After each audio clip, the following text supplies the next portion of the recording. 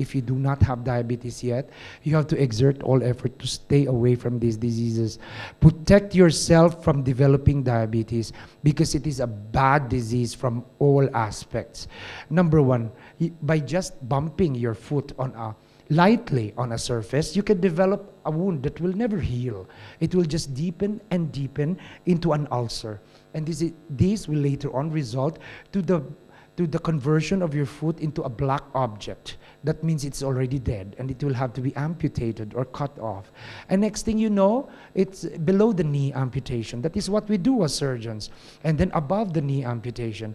And later on, hip already amputation. And then the next year, you will have your other leg cut off also. So it's really a mutilating type of disease that you have to stay away from. And it can also harm your eyes.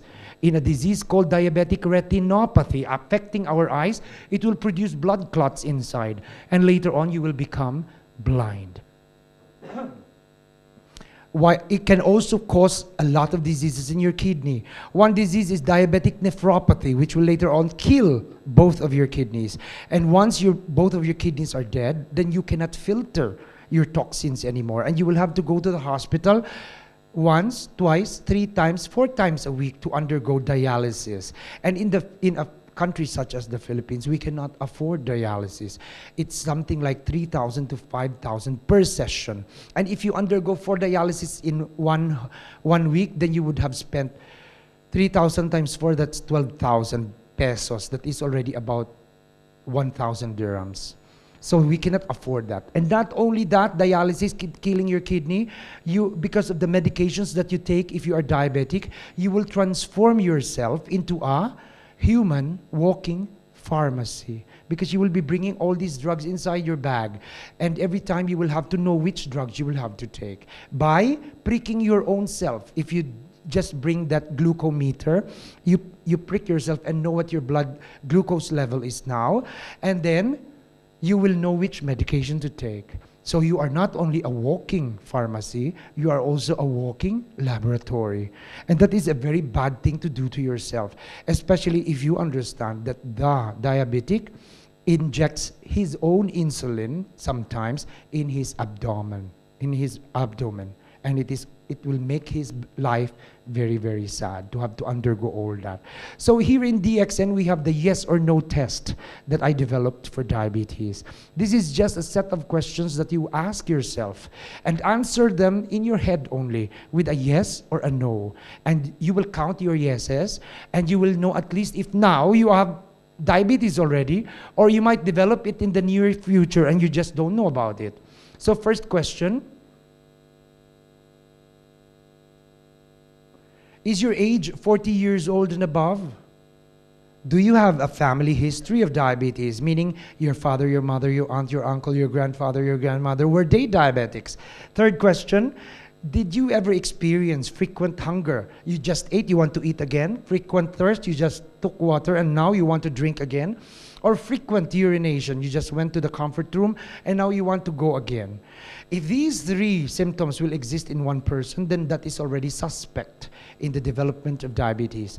Next question, have you experienced drastic weight loss? All of a sudden your weight dropped very low in just probably 1 month without you doing anything. You did not exercise, you didn't go on a diet, but why did you lose weight? That is already suspect. Next question, are you a woman or a mother who have given birth to a baby who was 9 pounds at delivery in weight? Because large babies come from diabetic mothers. The reason is the mother cannot supply his child inside the mother's womb with insulin because he doesn't have insulin also. So this baby will not have anything to break down or eat the blood sugar. So the baby tends to become bigger and bigger.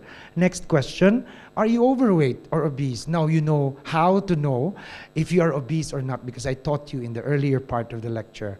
Next, do you have high blood pressure? Then you must be, you can develop diabetes and should check your blood sugar. Next question, do you feel numbness or tingling sensation at the tips of your fingers or at the tips of your toes? They are like electrical current that pass there very briefly. This means you have blood supply to this area, and you must already have diabetes, or your pancreas also has poor blood supply, and you can develop diabetes. Next question, have you previously checked your blood sugar and discovered this to be high? Then probably you have to check again. Next question, are you usually tired for no apparent reason? Like today, you just listened to the lecture of Dr. Howe. And if you go to your hotel room, then you will say, oh, I'm so tired, I want to sleep. But you didn't do anything. You are the ones who are sitting there. I am the one who is standing here. So you must be diabetic.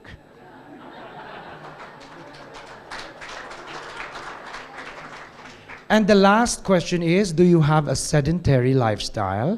By sedentary, we mean a person who doesn't go out of his house, hasn't even see sunlight, and stays there most of the time, sits in a sofa, watches TV. No? That's practically what he does the whole day. And the only time he stands up is to get more food from the refrigerator or from the kitchen, so that he will not be hungry. That is a very sedentary lifestyle that can give you diabetes. So count your yeses now. If you answered only one yes, then you are poor risk to develop, low risk to develop diabetes. But if you answered 2 to 4 yeses, then you have a moderate risk to develop diabetes, and should change your diet already and modify your eating habits. But if you answered 5 or more than 5 yeses, then you go directly to the laboratory and find out if you are already diabetic. Next product we have to discuss is the lion's mane mushroom. Another very good product of ours that I was very sorry India doesn't have. But I wish many of our products later on will also go to India, because the more products, the more sales. That is common sense business. And I really want to be able to help our India people whom I've learned to love all these years, who have proven to be very hospitable and also very friendly. So the lion's mane mushroom may look like cushions and even toys, stuffed toys. That's how they grow in the forests as they attach to trees. And what is their application to our body? Middle Eastern, Asian, Filipinos, we all love oily and we all love spicy food. And this is where our product lion's mane will be able to exert their effects if you have problems eating this staple diet. What parts of the body do they have benefits in? Number 1, immune system, giving us our friendly soldiers again. Remember that all our products target the immune system. Second, it helps in the problems of the digestive system, like constipation and diarrhea. When we say digestive system, we mean anything that when food gets into the body and comes out of the anus after excretion, everywhere it passes is called the digestive system or the gastrointestinal system. It also has functions in neural nourishment. That means it feeds the nerve. So it's food for the nerves, and it is also food for the memory cells. That's why we recommend this for students who have a lot to study and old people who forget a lot of things also. And then for cancer prevention. I would say that among our products, as far as my researchers are concerned, lion's mane is number 3 in terms of preventing cancer. Third only to Ganoderma RGGL and spirulina. So lion's mane has these following applications: stomach problems, intestinal problems, constipation, diarrhea, memory problems, old age, students, Parkinson's disease, and Alzheimer's disease, and even the Guillain-Barré syndrome, as the most recent I have read now. I haven't even included that to my slide. Next, we'll talk about cordyceps. It is known as a caterpillar mushroom or a caterpillar fungus because it looks like a worm, like a caterpillar. It is also known as winter worm summer grass because as it grows in the mountains like Nepal and Tibet, it is actually a worm in winter, but when it is already summer, it becomes a grass. It has been an important ingredient in Chinese medicine that has been there for thousands of years, and it gives us stamina, endurance, and sex drive.